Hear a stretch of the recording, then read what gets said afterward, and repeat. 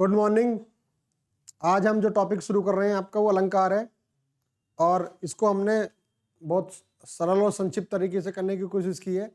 जो आपका ये वाला एग्जाम आ रहा है 17-18 का, इसके हिसाब से इसका रिवीजन बहुत अच्छा होगा। चलिए शुरू करते हैं। टॉपिक का नाम है अलंकार। अलंकार जो शब्द है वो अलन प्लस कार दो शब्दों से बना है, और इसका अर्थ है आभूषण। अर्थात जिस प्रकार सुंदरता बढ़ाने के लिए हम किसी भी चीज का प्रयोग करते हैं, ठीक उसी प्रकार भाषा के सौंदर्य को बढ़ाने के लिए, भाषा की सुंदरता बढ़ाने के लिए हम अलंकार का प्रयोग करते हैं, जिससे भाषा में सौंदर्य की वृद्धि होती है। तो परिभाषा है इसकी, अलंकार का शाब्दिक अर्थ होता है आभूषण। आभूषण का मतलब जो वस्तुएं हमारी सुंदरता बढ़ाने के लिए आती हैं, अर्थात काव्य रूपी काया, यानी कि काव्य की सुंदरता बढ़ाने के लिए, शोभा बढ़ाने के लिए जो हमारे अवयव या अंग काम आते हैं, उनको हम अलंकार कहते हैं। तो दो शब्दों से मिलकर बना अलन प्लस कार। अब अलंकार के भेद देखिए, आमतौर पर क्या होता है, अलंकार के वैसे तो 4 भेद माने गए हैं। पहला है शब्दालंकार, दूसरा है अर्थालंकार, तीसरा है उभयालंकार, और चौथा है पाश्चात्य अलंकार। लेकिन आमतौर पर जो आपके वनडे एग्जाम है, उन पर अधिकतर 2 अलंकार पूछे जाते हैं, एक शब्दालंकार, एक अर्थालंकार। शब्दालंकार क्या होता है, जहां शब्द से चमत्कार होता है। अर्थालंकार क्या होता है, जहां शब्द के अर्थ से चमत्कार होता है। और उभयालंकार क्या होता है, जहां पर शब्द अलंकार और अर्थालंकार दोनों का एक साथ प्रयोग किया जाता है। और पाश्चात्य अलंकार वो हैं जिनको भारत से ना लेकर भारत से बाहर, अर्थात वेस्टर्न या पाश्चात्य दृष्टिकोण के द्वारा लिए गए हैं। लेकिन यहां हम अध्ययन करेंगे, सबसे पहले हमारा टाइप है शब्दालंकार। शब्दों के कारण जब काव्य में सौंदर्य उत्पन्न हो या सुंदरता बढ़े या शब्दों के द्वारा चमत्कार हो, इसके लिए हमें क्या करना है। देखिए, एक शब्द है हमारा अवश्य, याद रखना है अवश्य। अवश्य में जो हमारा पहला अलंकार है ए फॉर अनुप्रास, अनुप्रास, और वे फॉर वीप्सा, और स्टे फॉर श्लेष, और यह फॉर यमक। देखिए, आमतौर पर क्या होता है, वैसे तो अलंकार बहुत प्रकार के हैं, लेकिन यहां अवश्य याद रखेंगे तो इन चारों को याद रखें आप। 99% वनडे एग्जाम में इन्हीं से क्वेश्चन शब्द अलंकार में पूछ लिया जाता है। अब इसमें क्या देखिए, जो पहला हम लेते हैं अनुप्रास अलंकार। आमतौर पर होता क्या है, जहां वर्णों की आवृत्ति बार बार होती है। अब बार बार से क्या मतलब है, जैसे चारु चंद्र की चंचल किरणें खेल रही हैं जलथल में, तरणी तनुजा तट तमाल तरुवर बहु छाए, खड़क सिंह के खड़कने से खड़कती हैं खिड़कियां, रघुपति राघव राजा राम। तो यहां बार बार एक तरीके से बार बार आवृत्ति हो रही है। लेकिन जब हम बात करते हैं अलंकारों की, तो अनुप्रास अलंकार के भी अपने 5 प्रकार हैं। अगर सभी में आवृत्ति की बात चल रही है तो भी सभी में आवृत्ति एक जैसी थोड़ी ना है।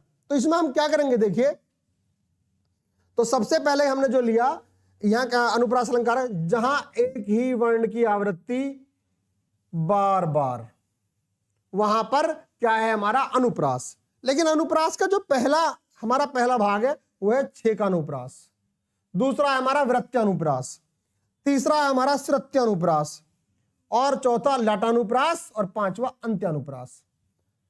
अगर हम छोटी सी बात करें कि जैसे आपका पहला टाइप दे रखा है हमारा, देखिए इसमें छेकानुप्रास। तो छेकानुप्रास का मतलब क्या होता है, छेकानुप्रास का मतलब होता है चतुर, जहां पर वर्णों की जो आवृत्ति है चतुर तरीके से हो रही है। और सिंपल भाषा में कहेंगे, जहां आवृत्ति एक बार हो रही है वहां पर आपका छेकानुप्रास है।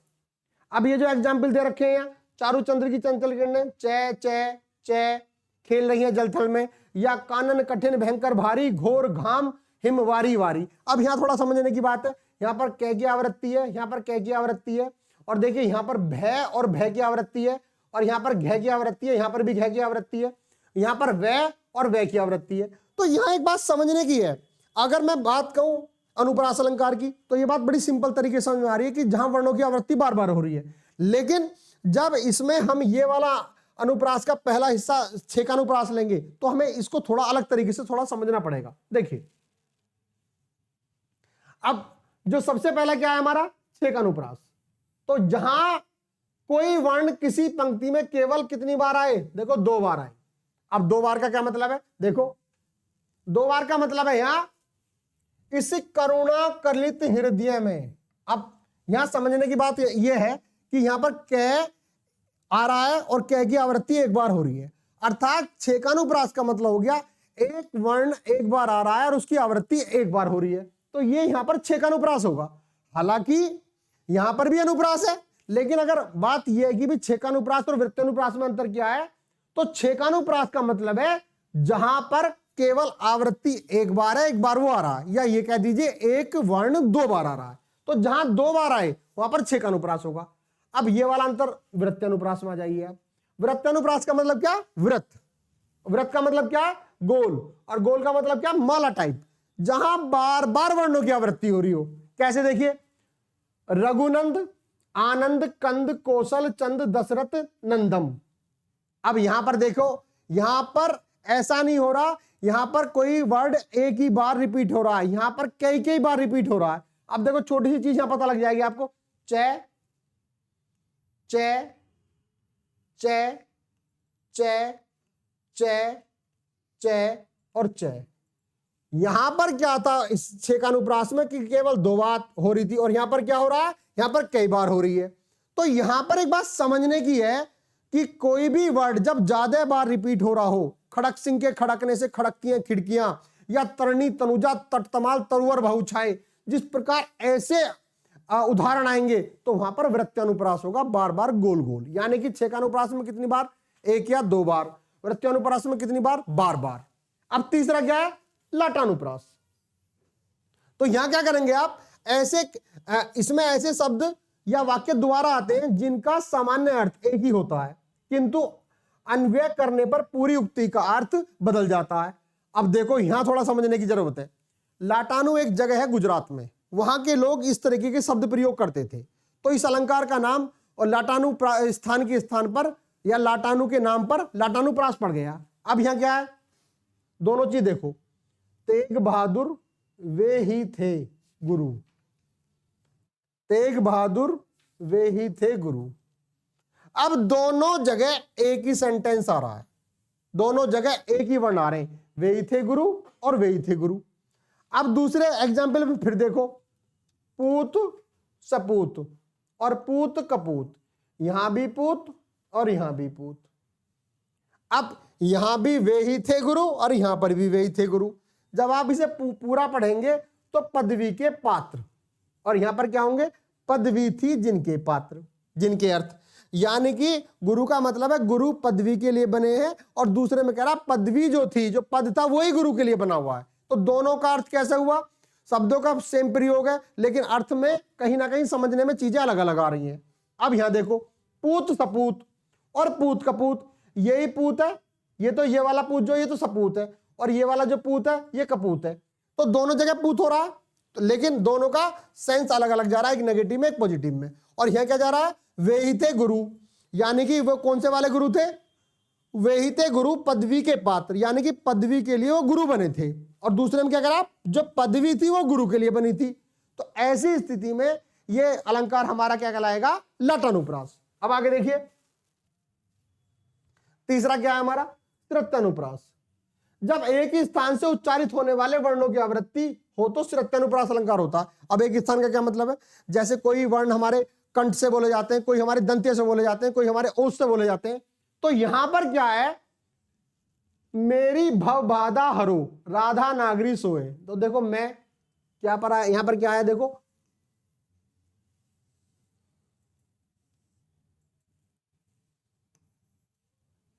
तो यहां पर यह हमारा मैं आया, यहां पर भय आया, और यहां पर भय आया। तो अगर आप देखेंगे पे फे पे फे बे भय और मैं, ये सारे के सारे जो हमारे वर्ण हैं ये सब हमारे ओष्ठों से बोले जाते हैं, तो इनका उच्चारण स्थान एक है। तो ठीक उसी प्रकार मैं भय और भय ये एक स्थान से हो रहे हैं। मेरी भव बाधा, तो यहां पर मैं भय भय एक ही स्थान से बोले गए, तो इसलिए यहां पर श्रुत्यनुप्रास है।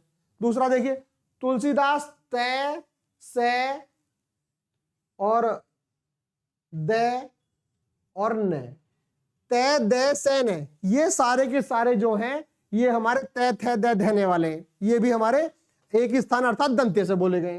तो जहां पर एक स्थान आएगा वहां पर तृतीयानुप्रास होगा। अब यहां देखिए, एक लड़की को देखा तो ऐसा लगा जैसे खिलता गुलाब।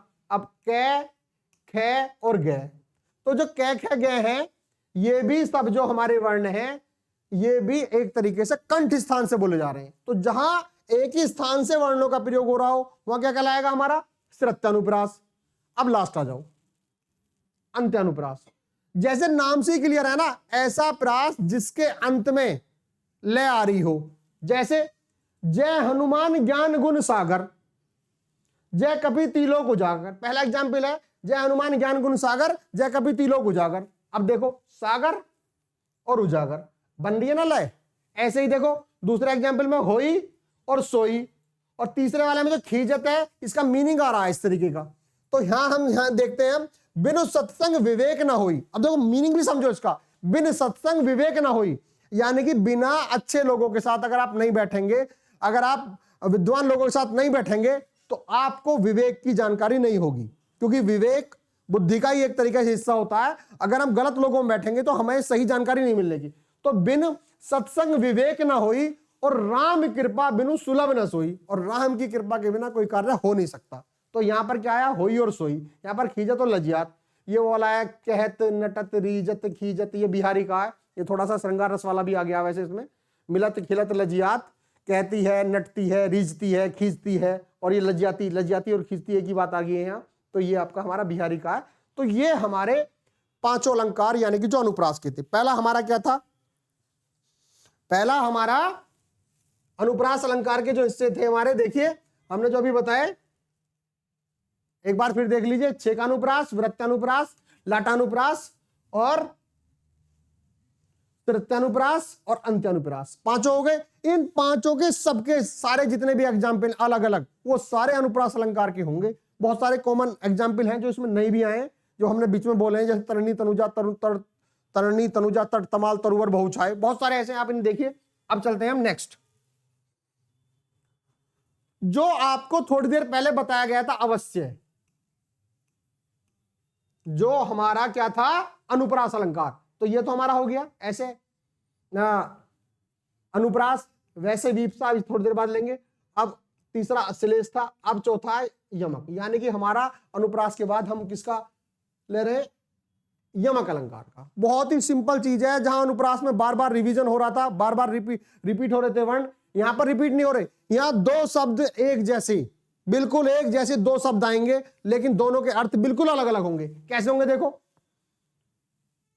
एग्जाम्पल देखिए, कनक और कनक दोनों बिल्कुल एक जैसे, कहने और कहने के, और एक का मीनिंग क्या है धतूरा, और एक का क्या है सोना। कनक कनकते सोगनी मादकता दिखाए, जो खाए सो बोरा है, जो पाए सो बोरा है। अर्थात जो कनक हमें मिल जाता है, पा जाता है, अर्थात सोना, तो हम बोरा जाते हैं, और धतूरा हम जो खा लेते हैं तो भी हम बोरा जाते हैं। लेकिन दोनों का मीनिंग अलग अलग है। और बहुत सारे एग्जाम्पल है, जैसे काली घटा का घमंड घटा। अब दो घटा आ गई, एक घटा का मतलब बादल, दूसरे घटा का मतलब घटना।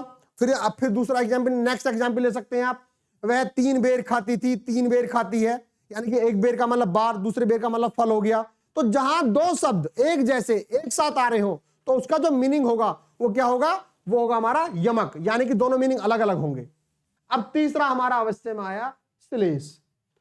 देखो भाई, श्लेष का मतलब होता है चिपका हुआ। चिपका हुआ मतलब एक शब्द में जहां एक से ज्यादा अर्थ चिपके हुए हो। कैसे, ये देखो, जब काव्य में प्रयुक्त किसी शब्द के अनेक अर्थ हो। एग्जाम्पल देखिए, बहुत एग्जाम्पल, रही मन पानी राखिए, बिन पानी सब सून, और पानी गए न उभरे, मोती मानस चून। तो यहां पर थोड़ा समझिए इसको, कोई डाउट नहीं होना चाहिए। देखो, एक पानी तो ये आया है, एक पानी ये आया है, और एक पानी ये आया। आपको अगर 3 पानी एक साथ पढ़ेंगे तो ये चीज यहां डाउट पैदा कर देगी, क्योंकि जहां शब्द एक जैसे हो और प्रयोग हो रहे हो और उनके अर्थ अलग अलग हो, वहां तो यमक होता है। लेकिन यहां भी पानी पानी है, आपको कोई सा एक पानी लेना है। आप इस पानी को भी छोड़ दीजिए, इस पानी को भी छोड़ दीजिए, इस पानी के अपने आप में 3 मीनिंग चुपके हुए हैं। अब 3 मीनिंग कौन कौन से हैं? एक पानी का मतलब जिंदगी, एक पानी का मतलब जल, और एक पानी का मतलब चमक। तो इस पानी के भी 3 मीनिंग है, इसके भी 3 मीनिंग है, इसके भी 3 मीनिंग है, लेकिन एक पानी के लेने हैं। तो कंफ्यूज नहीं होना, इसको रट लेना है कि रहीमन का मतलब श्लेष है जिसमें पानी के 3 मीनिंग आ रहे हैं। अब दूसरा एग्जाम्पल से और बात अच्छी क्लियर हो जाएगी। चरण धरत शंका करत, चरण धरने पर शक हो रहा है चारों तरफ, चितवत चरु ओर, चारों ओर देख के भाल के, सुबरन को सब ढूंढत फिरत, कवि कामी और चोर। 3 लोग हैं, एक तो चोर, एक कामी और एक कवि। ये तीनों लोग ही सुबरन को ढूंढते फिर रहे हैं, लेकिन तीनों की सुबरन अलग अलग है, तीनों की दौलत अलग अलग है। कैसे? एक बच्चे को आनंद खेलने में आ रहा है, बड़े को मूवी देखने में आ रहा है, और किसी को अपनी किताब में आ रहा है। तो तीनों के आनंद अलग अलग है। तो ठीक उसी प्रकार जो कवि की सुबरन है, कवि की सुबरन है प्रशंसा। जितनी भी कवि कविता सुनाएगा उतनी ताली सुनेगा। और कामी की जो सुबरन है, दौलत है, वो सुंदर नारी है, जहां भी जाता भाई साहब, शादी में जाएगा, कहीं भी जाएगा, सब वहीं देखता रहेगा। और जो चोर है ना, ये अगर शादी में जाएगा तो ये सुंदर महिला नहीं देखेगा, ये ना दुल्हन देखेगा, ना ये दुल्हन के बाप को देखेगा, ये केवल एक ही चीज देखेगा, किसका पर्स कहां लटक रहा है और कहां चोरी करनी है। तो ये चोर है ना, इसकी सुबरन क्या है? दौलत, सोना चांदी, जहां से भी जो हाथ लग जाए। तो सुबरन के 3 मीनिंग हुए। नंबर 1 कवि के लिए प्रशंसा, कामी के लिए सुंदर महिला, और चोर के लिए पैसा, नोट। तो क्लियर हो गया? ये देखो दे रखा है यहां पर सुबरन, सु मतलब अच्छा वर्ण, अच्छा रंग, फिर निकलता है, ये दूसरा मीनिंग निकाल रखा है, लेकिन यहां इसका मीनिंग क्या? दौलत, सुंदरी और प्रशंसा। आप कभी भी देखना, जो व्यक्ति जैसा होता है उसे वही चीज दिखाई देती है और उस पर वो फोकस रखता है। पढ़ने वाला क्लास में आएगा तो पढ़ने पर फोकस रखेगा, और जो दूसरा वाला होगा दूसरी चीजों पर भी रखेगा। तो आप समझ सकते हैं भली बात, जहां एक शब्द में एक से ज्यादा मीनिंग हो तो उसका मीनिंग क्या होता है? वहां श्लेष होता है। अब आगे आ जाओ, हमारा देखो अनुप्रास हो गया, यमक हो गया, श्लेष हो गया। अब कौन बचा? वीप्सा। बहुत इंपॉर्टेंट है वीप्सा भी। देखिए, वीप्सा का मतलब है जहां एक शब्द 2 या 3 बार बिल्कुल एक जैसा प्रयोग हो, लेकिन उसके मीनिंग अलग अलग ना होकर सेम हो, तो वहां पर वीप्सा होता है। अगर अलग अलग होंगे तो यमक होगा, अगर एक ही शब्द में कई अर्थ होंगे तो श्लेष होगा, और जो एक ही शब्द 2 या 3 बार एक साथ प्रयोग हो रहा हो या अलग अलग प्रयोग हो रहा और उसके मीनिंग वही है, तो वो हमारा वीप्सा होगा। एग्जाम्पल देखिए, पहले परिभाषा दे। जहां किसी आकस्मिक भाव, प्रेरणा, आदर, हर्ष, शोक, विस्मय, कोई सा भी कारण होगा, को प्रभावशाली बनाने के लिए उस शब्द को जोर से कई बार बोला जाएगा। अब मैं कह रहा हूं आपसे, पढ़ो पढ़ो और पढ़ो। भाई क्या मतलब है इस बात का? पढ़ने का पहले पढ़ो का भी मतलब पढ़ना ही है, दूसरे पढ़ो का मतलब भी पढ़ना ही है, और तीसरे पढ़ने का भी मतलब पढ़ना ही है। मैं कह रहा हूं दौड़ो दौड़ो दौड़ो, तो पहले दौड़ो का भी दौड़ो, ये दूसरे दौड़ो का भी दौड़ो, ये तीसरे दौड़ो का भी दौड़ो। ये तो यहां देखो एग्जाम्पल का दे रखा है, अमर्त्य वीर पुत्र हो, प्रतिज्ञा सोच लो, प्रशस्त पथ है, बढ़े चलो और बढ़े चलो। यानी कि दोनों मीनिंग बिल्कुल, दोनों शब्द बिल्कुल एक जैसे, लेकिन दोनों का अर्थ कैसे कैसे? बिल्कुल सेम। बढ़े चलो, पुश कर रहा है आपको। अब जैसे मैं कहता हूं दौड़ो दौड़ो दौड़ो, तो पहले का भी दौड़ो, दूसरे का भी दौड़ो, तीसरे का भी दौड़ो, तो उसका मीनिंग वही है।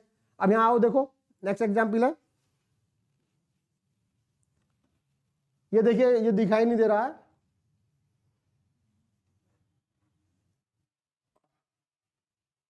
इसका मीनिंग है देखो, दौड़ो दौड़ो दौड़ो, आग लगी है हमारे घर में, अरे नहीं सारी लंका है या की चपेट में। तो यहां पर क्या आ रहा है? दौड़ो दौड़ो 3 बार आ रहा है, तो 3 बार आ रहा है, तो तीनों का मीनिंग सेम है। तो यहां पर क्या होगा? हमारा वीप्सा होगा।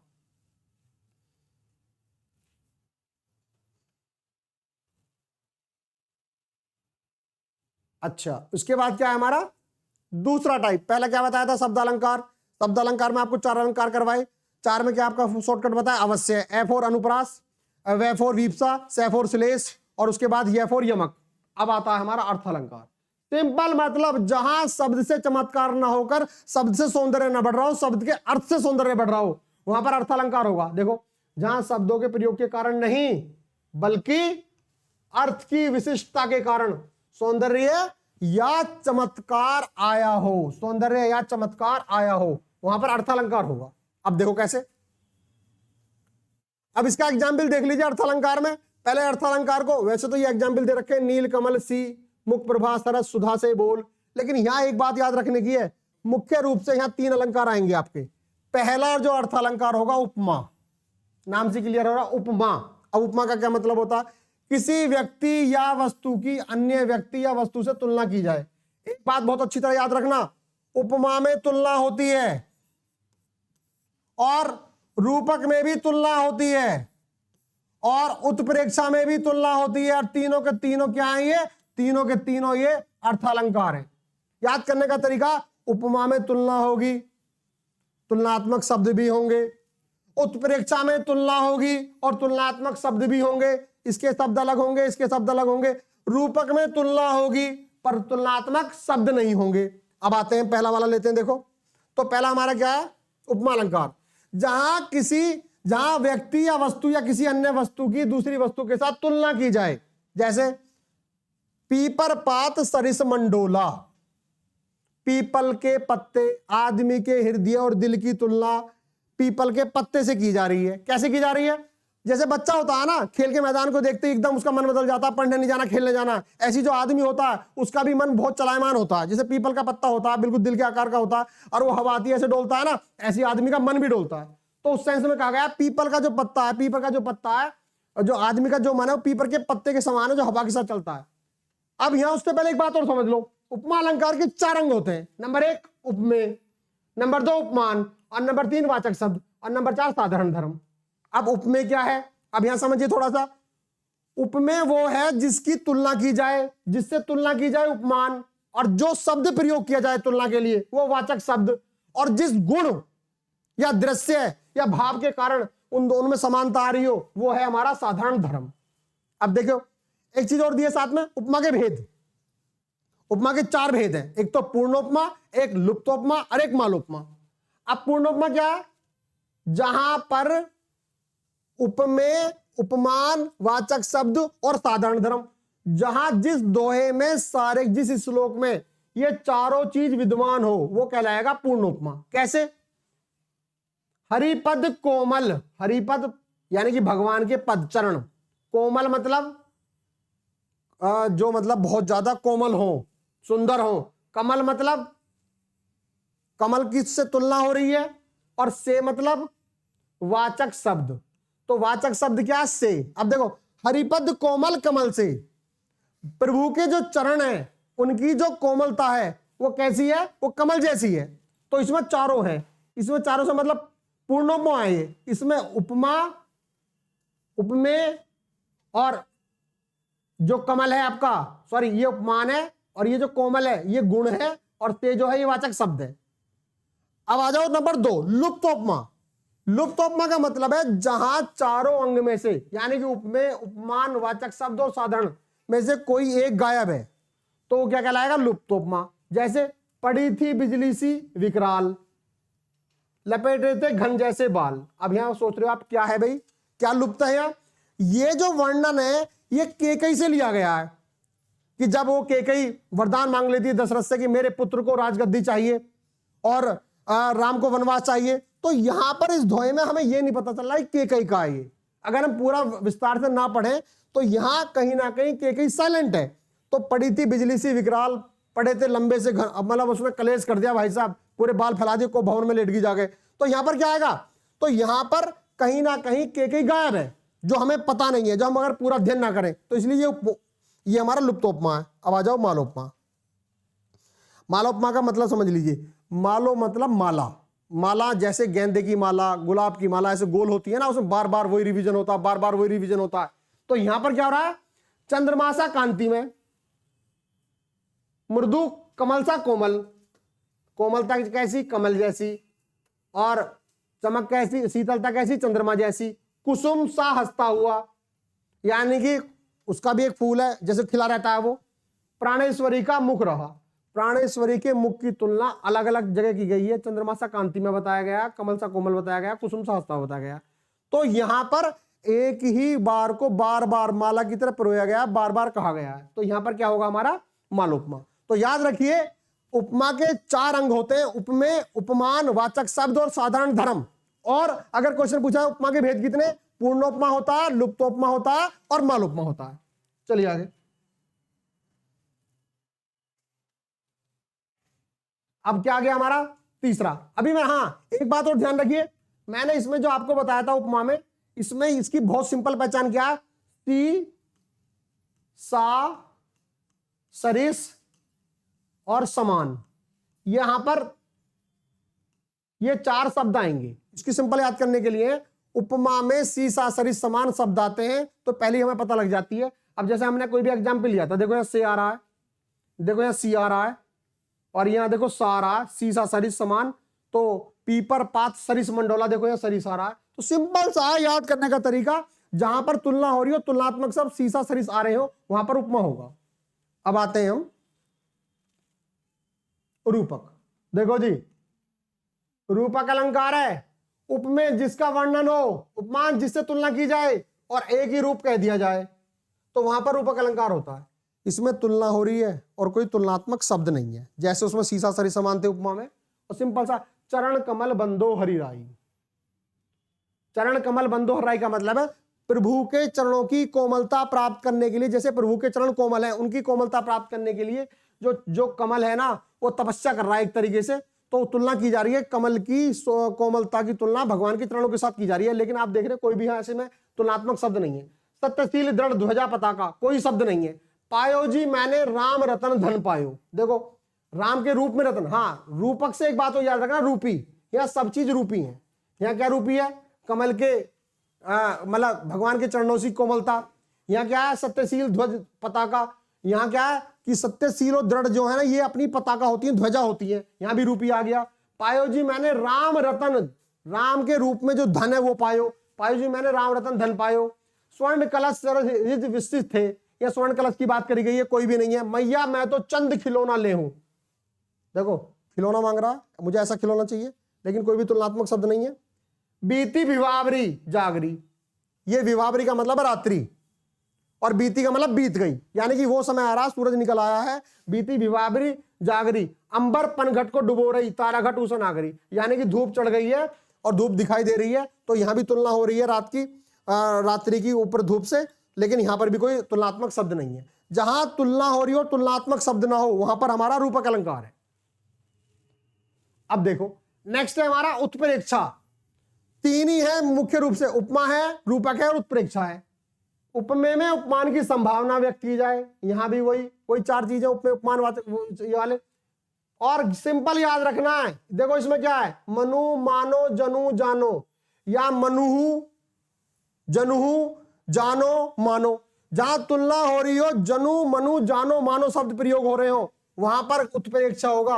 उत्प्रेक्षा के लिए 4-5 शब्द याद रखने, कौन कौन से, जनु मनु जानो मानो। और उपमा के लिए क्या बताए थे, सीसा सरिस समान। और रूपक के लिए बताया तुलनात्मक शब्द ही नहीं आ रहे। तो बड़ा सिंपल है याद करने का तरीका। अब यहां देखो एग्जाम्पल, कहती हुई यो उत्तरा के नेत्र जल से भर गए, हिम के कणों से पूर्ण हो गए मानो पंकज नए। याद रखो, जो 4 शब्द याद रख लिए, सबसे पहले देखो ये मानो आ रहा है। भाई मानो का मतलब क्या है, मानो आए या जनु आए या जानू आए, वहां पर उत्प्रेक्षा होगा। कहती हुई उत्तरा के नेत्र जल से भर गए। उत्तरा कौन है, अभिमन्यु की वाइफ। अभिमन्यु की डेथ हो जाती है, तो जब उसे खबर मिलती है, वो पूछ रही है, जानकारी ले रही है, तो उसके जो नेत्र हैं वो जल से भर जाते हैं। हिम के कणों से पूर्ण हो गए मानो पंकज नए, जैसे बर्फ के कणों से, ओस की बूंदों से जो गुलाब है, जो सॉरी कमल है, जो या फूल है, वो नए हो जाते हैं। ठीक उसी प्रकार तुलना की गई है और मानने वाली बात की गई है। तो मानो का मतलब उत्प्रेक्षा। उस काल मारे क्रोध के तन कांपने उनका लगा। उस कौन से काल, अरे भाई जब कोई बुरी बात, बुरी घटना सामने आ जाए तो क्रोध तो आएगा ही आएगा। ये जयद्रथ व जयशंकर प्रसाद की द्वारा लिखी हुई किताब है, उसका श्लोक है। तो जब जयद्रथ गंदी हरकत करता है, अभिमन्यु को सारे मिलकर मार देते हैं और उसके सिर पे पैर रखता है, वो लात मारता है। तो जब ये बात अर्जुन को पता लगती है, तो क्या होता है, उस काल मारे क्रोध तन कांपने लगा। अर्जुन का तन कांपने लगता है और क्रोध में एक तरीके से एक वो कह देता है कि मैं जब तक इसको मारूंगा नहीं, जब तक मतलब मैं अपने आप को मतलब मैं मर जाऊंगा, सुसाइड कर लूंगा, मानो हवा के जोर से। अब यहाँ क्या आ गया, देखो मानो, यहाँ पर यहाँ मानो आ रहा था, यहाँ पर यहाँ मानो आ गया। सीधी सिंपल बात, मानो सी बात पता लग रही है। अब देखो तीसरा भी देख लो, कुछ मत जानो, तीसरे में भी मानो आ रहा है। तो जहां पर भी मानो जनु जानो मानो आ रहा है, वहां पर क्या है हमारा उत्प्रेक्षा। तो सोवन ओढ़े पीतपट, ये कहां का वर्णन है, ये भगवान कृष्ण का वर्णन है। सोवन ओढ़े पीतपट, पीले वस्त्र पहनकर कृष्ण जी सो रहे हो, ऐसा माना जा रहा है मतलब है नहीं। श्याम सलोने गात, श्याम मतलब जो हमारे श्यामले रंग के भगवान कृष्ण है। मानो नीलमणि शैल पर, ये पर्वत की कहानी, नीलमणि पर्वत पर आता परियो प्रभात। जैसे प्रभात का मतलब उजाला आ गया, सूरज की धूप आ गई है, तो यहां पर मानो आ रहा। देखो सिंपल सी बात है, मानो मानो और मानो, कुछ याद करने की जरूरत ही नहीं है, सीधे सिंपल याद हो जाएगा। अगर क्वेश्चन ये पूछा जाए कि भाई उत्प्रेक्षा के भेद कितने होते हैं, ये थोड़ा समझ लीजिए। वस्तु उत्प्रेक्षा, हेतु उत्प्रेक्षा और फलोत्प्रेक्षा, ये थोड़ा समझने का कैसे है। हालांकि ये भी एग्जाम्पल वही है जहां एक वस्तु में दूसरी वस्तु की संभावना हो जाए, यानी कि है तो कुछ और, अब दिखाई दे रहा कुछ और, तो यहां पर उसका, अब देखो एक सिंपल बात यहां पर भी आ गई, ये भी लो मानो ही आ गया, इससे ही पता लग गया। अब दूसरा वाला क्या है, अब इसका पहले मीनिंग देख लीजिए। इसका मीनिंग क्या है, उसका मुख मानो चंद्रमा, यानी कि उसका मुख मान लो चंद्रमा। जैसे मैथ में मानते हैं ना, मान लो x सपोज टू x, तो ऐसा क्या मान लो, क्या उसका मुख कैसा, चंद्रमा। तो यहां पर क्या है हमारा, तो जहां पर एक वस्तु में दूसरी वस्तु की संभावना हो, ये तो ऐसे ही पता लग गया। अब हेतु उत्प्रेक्षा जो, जब अवास्तविक कारण, यानी कि वास्तविक कारण ही ना हो पर उसको कारण मान लिया जाए। देखो यहां भी मान लिया ही जाए, यहां भी मानना ही होता है। पीहूसु कहे संदेशड़ा, हे भोरा हे काग, सो धनी विरही जरी मुई, ते ही धुआं हम लाग। ये बड़ा शानदार वर्णन है भाई साहब, विरह का वर्णन है, ये नागमती का वर्णन है। ये रतन सिंह की वाइफ थी नागमती, और वो रतन सिंह की वजह से विरह में परेशान है। तो क्या कह रही है वो, पीहूसु कहे संदेशड़ा, ये अपना संदेश भेजने की बात कह रही है, जाओ और मेरा संदेश दे जाओ। हे भोरा हे काग, यानी कि भोरा कैसा होता है, बिल्कुल काला होता है। कौवा कैसा होता है, बिल्कुल काला होता है। कह रहा हे भोरा हे काग, मेरा संदेश पहुंचाओ, कहां पर, अपने प्रेमी पर, अपने पति पर। सो धनी विरही जरी मुई, हम विरह में इतने जल गए कि ते ही धुआं हम लाग, यानी कि हम इतने जल गए उससे, उस अग्नि से, विरह की अग्नि से, कि हम इतने काले थे लेकिन हम और काले पड़ गए। कौन काले पड़ गए, भोरा और काग। तो ये कैसी कल्पना की जा रही है बताओ, अगर दिल में आग लगेगी तो कोई काला पड़ जाएगा, नहीं है ना। लेकिन कवि ने ऐसी कल्पना की है, तो यहां पर जो ये भोरा है ये और ज्यादा काला पड़ गया, काग ज्यादा काला पड़ गया, इसलिए ये सेंटेंस है, ये विरह का है। अगर क्वेश्चन ये पूछा जाएगा इसमें कौन सा रस है, तो इसमें वियोग रस है। नेक्स्ट क्या है, फलोत्प्रेक्षा, जहां अवास्तविक फल को क्या मान लिया जाए, वास्तविक। यहां तो माना जा रहा था अवास्तविक कारण को वास्तविक कारण, और यहां अवास्तविक फल को वास्तविक फल माना जा रहा है। तो दोनों में अंतर आ रहा है। नायिका के समान चरणों की समानता प्राप्त करने के लिए कमल जल में तप रहा है। देखो कितना बड़ा नाटक है, कवि ने कैसे कल्पना की है। नायिका के चरणों, नायिका के जो चरण है इतने कोमल है भाई साहब, इतने सुंदर है कि कमल को भी शर्म आ रही है, तो वो जल में खड़ा है, पानी में खड़ा है और तप रहा है कि मैं भी ऐसी सुंदरता और कोमलता प्राप्त करूंगा। तो ये समझ में आ गया होगा, सिंपल सी बात है। इसमें केवल इसको क्या याद रखना है आपको, इसमें जनु मनु जानो मानो शब्द याद रखने हैं, 2-3 एग्जाम्पल याद करना, बहुत बढ़िया जाएगा। अब आ जाइए भ्रांतिमान। देखो भाई, भ्रांतिमान को और संदेह को एक साथ पढ़िए आप। भ्रांति का मतलब भ्रम, भ्रम का मतलब जो ना हो और वो दिखाई दे, जो ना हो वो सुनाई दे, हो ना पर सुनाई दे, दिखाई दे। और संदेह का मतलब हो भी सकता और नहीं भी, इसका मतलब शक, डाउट। और इसका मतलब क्या, भ्रम, जो है ही नहीं। जैसे रस्सी की जगह सांप दिखाई दे रहा है तो भ्रम है। मुन्ना तब मम्मी के सिर पर देख देख दो चोटी, भाग उठा भय मानकर सर पर सापन लेटी। अब छोटा सा बच्चा, अब उसकी मम्मी की जो चोटी है ना इतनी लंबी है, भाई साहब चारपाई पे लेट रही है, वो लटक रही है ऐसे, और वो हिल भी रही है, मूवमेंट कर रही है। तो बच्चे को क्या लग रहा, बच्चों को लग रहा अबे सर सापन आ गई। तो मुन्ना जो है अपनी माँ की जो चोटी को देख के डर गया। तो यहाँ क्या है, भय है, जबकि वो तो बाल है, वो तो चोटी है। दूसरा क्या, नाक का मोती अधर की क्रांति से। नाक का मतलब, नाक का मोती, मोती कौन पहनता, महिला पहनती है, लड़की पहनती है। बीज दाड़िम का समझकर भ्रांति से। और जो नाक का मोती है उसमें इतनी चमक उठ रही है, नाक तो लग रहा तोता और मोती लग रहा तो, मतलब नाक तो लग रहा तोता और जो मोती लग रहा नार का दाना। और ये लग किसको रहा है, हमें नहीं लग रहा, तुम्हें नहीं लग रहा, ये तोते को लग रहा है। कौन से तोते को, दूसरे वाले को। देखकर सहसा हुआ सुख मौन है, सुख का मतलब तोता, सोचता है ये अन्य सुख कौन है। इसका मतलब यह है कि उसको ऐसा लग रहा तेरे दरबार में, तेरे बाग में, तेरे पेड़ पर कोई और तोता आ गया, उसे शक हो रहा है यहाँ। तो उसे शक क्या हो रहा है, तो मतलब भ्रांति हो गई उसे। महिला की जो नाक है, नाक पे जो मोती लग रहा है, मोती तो अनार का दाना दिखाई दे रहा और नाक तोता दिखाई दे रहा, तो भ्रम में आ गया। यानी कि ये भ्रांतिमान का एग्जाम्पल है। एक बात और ध्यान रखना, अगर उसमें भ्रांतिमान नहीं दे रखा और उसमें एग्जाम्पल दे रखा है, ऑप्शन में दे रखा है शब्दालंकार, अर्थालंकार, उभयालंकार, तो वो उभयालंकार का भी एग्जाम्पल बनता है। लास्ट में आ जाओ, संदेह। संदेह का मतलब हो भी सकता है और नहीं भी। जब उपमेय और उपमान, यानी कि एक वस्तु हो गया और एक उस वस्तु की जिससे तुलना हो रही है, देखकर यह निश्चय नहीं हो पाता कि उपमान वास्तव में उपमेय है या नहीं है। जैसे सारी बिच नारी है, सारी बिच नारी है कि नारी बिच सारी है। अब नारी में और सारी में कंफ्यूजन है। साड़ियां को देखकर ऐसा लग रहा भाई साहब जैसे आप गए छत पर, आप देख रहे हैं कहीं ने कपड़े सुखा रखे हैं, बहुत सारी साड़ियां चल रही हैं, आप दूर से देख रहे हो, आपको पता ही नहीं चल पा रहा ये महिला साड़ी सुखा रही है या खुद यहाँ साड़ी सूख रही है। तो उस सेंस में ये बना है सारी की नारी है, क्या सारी ही नारी है? और दूसरा कह रहा है नारी ही सारी है, या कंफ्यूज हो रहा सारी में और नारी में। तो ये आपका संदेह अलंकार है। अब देखिए पिछले वर्षों के जो प्रश्न है, जो इससे संबंधित क्वेश्चन आए, तो इसमें देखना है आपको। देखो सिंपल सी बात है, अलंकार रूप का सबसे अच्छा विकल्प रघुपति राघव राजा राम, रे रे रे रे, सबको पता है क्या? अनुप्रास अलंकार। अगर क्वेश्चन ये पूछा जाएगा अनुप्रास अलंकार में भी कौन सा, तो वृत्ति अनुप्रास कह देंगे आप, क्योंकि बार बार रिपीट हो रहा है। दूसरा क्वेश्चन देखिए, तरनी तनुजा तट तमाल, बार बार वही आ रहा है, बार बार रिवीजन आ रहा है, तो अनुप्रास अलंकार। तीसरा है उचित अलंकार रूप का सबसे अच्छा विकल्प क्या? भिखारिन को देखकर पट देत बार बार। अब देखो भाई पट के दो मीनिंग आ गई, पट में दो अर्थ चिपके हुए हैं। एक पट का मतलब क्या है? कपड़ा, और एक पट का मतलब दरवाजा, पट मार दिया, भिखारी आया दरवाजा बंद कर दिया, और भिखारी आया कुछ कपड़ा दे दिया। तो कौन सा अलंकार है यहाँ? श्लेष अलंकार। नेक्स्ट क्वेश्चन है काली घटा का घमंड घटा। भैया क्या हो रहा है? एक घटा यू आ गई, एक घटा यू आ गई, और एक घटा का मतलब क्या? बादल, और एक घटा का मतलब क्या है? घटना कम होना। तो ये जहां एक शब्द दो बार आ रहा हो, दोनों के अर्थ अलग अलग हो, कौन सा होगा? यमक। समझ में आ रहा? बढ़िया। नेक्स्ट क्वेश्चन क्या है? कौन सा शब्द अलंकार है? भाई देखो शब्द के लिए हमें आपको एक फॉर्मूला बताया था, अवश्य, अवश्य बताया था ना। अब अवश्य में क्या बताया था? देखो भाई एफ और अनुप्रास, वैफ और विपसा, सैफ और श्लेष, एफ और यमक। तो सिंपल सी बात है, इसमें शब्द अलंकार पूछा तो इसमें कौन सा है भाई? यमक है? नहीं है? है। और साथ में ये भी जान जाओ, ये तो पता ही है आपको कौन, ये तो तीनों के तीनों हमारे अर्थालंकार है। उपमा का मतलब क्या था? जहां सीसा सरी समान शब्द आ रहे हो। उत्प्रेक्षा का मतलब क्या होता? जहां पर जनु मनु जानो मानो आ रहे हो। और रूपक का मतलब क्या? तुलना हो रही है और कोई सा भी शब्द ना आ रहा हो। तो इसका आंसर क्या हो गया? यमक। नेक्स्ट क्वेश्चन है मुदित मनोहर मानस देखा। अब देखो क्या है इसमें? मैं तीनों बार रिवीजन हो रहा, तो कौन सा अलंकार हुआ भाई? अनुप्रास।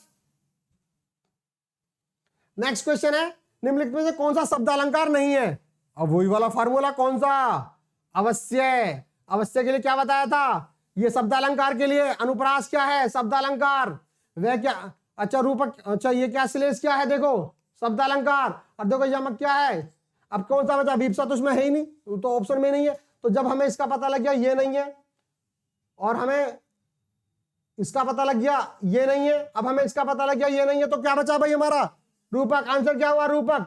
और रूपक हुआ, उपमा हुआ, तो उत्प्रेक्षा हुआ, क्या? ये अर्थालंकार है। नेक्स्ट क्या है हमारा? जहां एक ही वर्ण की बार बार आवृत्ति हो रही हो। बार बार आवृत्ति क्या होता है भाई? अनुप्रास। यमक का मतलब क्या होता है? जहां दो शब्द अलग अलग एक जैसे आए, अर्थ अलग अलग हो। श्लेष का मतलब क्या? एक शब्द आए लेकिन उसमें कई सारे अर्थ हो। और उपमा का क्या मतलब होता है? यहाँ जहां पर सीसा सरी समान शब्द आए और तुलना हो रही हो। तो इसका आंसर क्या हुआ? इसने क्या पूछा था? आवृत्ति बार बार हो रही है, तो आंसर क्या हुआ? अनुप्रास।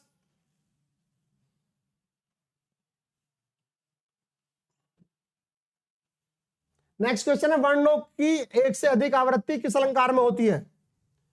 एक से अधिक आवृत्ति किस में होती है भाई? अनुप्रास में। बड़े सिंपल से क्वेश्चन आ रहे हैं, तो कैसे कर दोगे आप? काली घटा का घमंड घटा, ये तो पता ही है क्या है भाई हमारा? यमक अलंकार। भाषा में शब्द और अर्थ की दृष्टि से सौंदर्य उत्पन्न होता है, तो इसका आंसर क्या? देखो भाई अब शब्द और अर्थ यानी कि शब्द अलंकार, अर्थ अलंकार, ये काय के हिस्से हैं? अलंकार के। अब देखो अभ्यास प्रश्न आ गए, इन्हें भी देख लो। अंबर पनघट में डुबो रही ताराघट उसनागरी, अभी थोड़ी देर पहले लिया था हमने ये। तो ये उसकी तुलना हो रही थी। ये किसमें तुलना हो रही थी हमारी? ये रूपक में, क्योंकि तुलना हो रही है लेकिन कोई तुलनात्मक शब्द नहीं है। चरण कमल बंदो हरिराई, इस पंक्ति में कौन सा अलंकार है? अब ये वाला भी हमने एग्जाम्पल लिया था, ये किसका? हमारा रूपक का। तुलना हो रही है लेकिन तुलनात्मक शब्द नहीं है। इसके बाद कनक कनकते सोगनी, देखो भाई दो शब्द एक जैसे आ रहे हैं, दोनों के अर्थ अलग अलग है। मादकता अधिकार, जो खाए सो बोरा, जो पाए सो बोरा, तो जाहिर जाहिर सी बात है किसका है? ये यमक अलंकार का। अब इसके बाद देखिए, विरोधाभास अलंकार निम्नलिखित में से किस अलंकार की श्रेणी में आता है? अब विरोधाभास किस में आएगा? देखो भाई, सोचने की बात है। विरोधाभास अलंकार का मतलब होता है जहां विरोध तो ना हो पर विरोधाभास दिखाई दे, तो ये किस में आएगा? आपका अर्थालंकार में। नेक्स्ट है सारंग ले सारंग चली गई सारंग की ओट। अब देखो भाई सारंग आ गया, अब देखो भाई सारंग आ गया, अब देखो भाई सारंग आ गया की ओट, सारंग छीनो पाए के सारंग गई। अब कितनी बार सारंग आ रहा है? अब क्या लग रहा है आपको? इसमें सब अर्थ अलग अलग है, इस सारंग में सबके अर्थ अलग अलग है। और जब अलग अलग है, जहां शब्द एक जैसे आ रहे हो और अर्थ अलग अलग हो, तो कौन सा है? यमक अलंकार हो गया। नेक्स्ट क्वेश्चन है उपमा अलंकार के सर्वाधिक प्रयोग के लिए कौन से कवि अधिक प्रयोग किए गए हैं? देखो भाई, उपमा अलंकार मतलब उपमा का मतलब बार बार उपमा दी है जिन्होंने, कौन किसने दी है? तो इसका आंसर हमारा क्या है? कालिदास। इन्होंने मेघदूतम लिखी है, इन्होंने ऋतु संगार लिखी है, इन्होंने और बहुत सारी किताब लिखी है, और ये चंद्रगुप्त सेकंड के दरबार में नवरत्नों में से एक थे। बांधा था विधु को किसने इन काली जंजीरों से, मणि वाले फणियों का मुख क्यों भरा हुआ है हीरो से। बहुत ही बढ़िया। देखिए, अब बांधा था विधु को किसने इन काली जंजीरों से, मणि वाले फणियों का मुख क्यों भरा है हीरो से। अब बताओ, ऐसा कोई है? मतलब मुंह में हीरे भर जाएंगे ऐसे? तो ये बहुत बड़ा चढ़ाकर बात की जा रही है। अब बड़ा चढ़ा के की जा रही है तो क्या है हमारा? अतिशोक्ति। बीती विवावरी जागरी अंबरपन कटी, अभी थोड़ी देर पहले आया भी था। तो ये एग्जाम्पल किसका है हमारा? तो सिंपल सी बात है, ये तुलना हो रही है, तुलनात्मक शब्द नहीं है। आंसर हो गया। उसके बाद का जहां उपमेय और उपमा उपमान वाक्यों के अर्थ में भिन्नता होते भी उनमें समानता की कल्पना की जाती है। उपमेय और उपमान वाक्यों में समान वाक्यों के अर्थ में भिन्नता होते हुए भी, तो इसकी स्थिति क्या है हमारी? देखो, ये हमने नहीं पढ़ाया है तो याद रखिए, इसमें निर्दर्शन आंसर है, निर्दर्शना। शब्दों की आवृत्ति इनमें से किस अलंकार में होती है? ये तो आप सबको पता ही है। बार बार किस में होती है इसकी आवृत्ति? बताओ भाई। 3 में होती है, यानी कि अनुप्रास, जहां वर्णों शब्दों की आवृत्ति बार बार होती है। कहां है वो? नेक्स्ट क्वेश्चन है अलंकार के संदर्भ में निम्न में से कौन सा कथन सही है? अब भाई 4 ऑप्शन पढ़ने पड़ेंगे इसमें। तो अब 4 ऑप्शन का मतलब क्या है? तात्पर्य मात्र के भेद से शब्द और अर्थ दोनों की पुनरुक्ति को लाटानुप्रास कहते हैं। भाई ये तो भाई लाटानुप्रास तो वो होता है जहां 2 शब्द एक जैसे आ रहे हो और दोनों अलग अलग परिप्रेक्ष्य में प्रयोग हो रहे हो। दूसरा क्लिष्ट है, ये पदों में अनेक अर्थों का कथन श्लेष अलंकार है। तीसरा हमारा भिन्नार्थ अर्थात निरर्थक स्वर व्यंजन समुदाय की आवृत्ति को हम यमक कहते हैं। तो इसका आंसर क्या होगा हमारा? देखो भाई, ये भी आएगा, ये भी आएगा, ये भी आएगा, तो ऑप्शन क्या बन जाएगा? डी, उपरोक्त सभी। नेक्स्ट क्या है हमारा? जिन पंक्तियों में समानार्थ शब्दों वाक्यांशों और आवृत्ति हो परंतु अन्वय करने पर अर्थ में अंतर हो, तो वहां कौन सा अलंकार होता है? देखो भाई, अब ये सारे के सारे किसके आ गए? ये किसका पार्ट है? अनुप्रास का। ये किसका पार्ट है? अनुप्रास का। ये किसका? श्रुत्यनुप्रास का। ये किसका है? वृत्त्यनुप्रास का। ये सारे के सारे किसके भाग हैं? अनुप्रास के। किसके भाग हैं? तो यहां इसने क्या पूछा? अंतर हो तो कौन सा अलंकार होता है? तो यहां पर समानार्थक शब्द आ रहे हैं और वाक्यांश की आवृत्ति हो रही है परंतु अन्वय। अन्वय का मतलब पूत कपूत तो क्यों धन संचय, पूत सपूत तो क्यों धन संचय। तो किसका एग्जाम्पल है वो हमारा? लाटानुप्रास का। तो आंसर क्या होगा हमारा? लाटानुप्रास।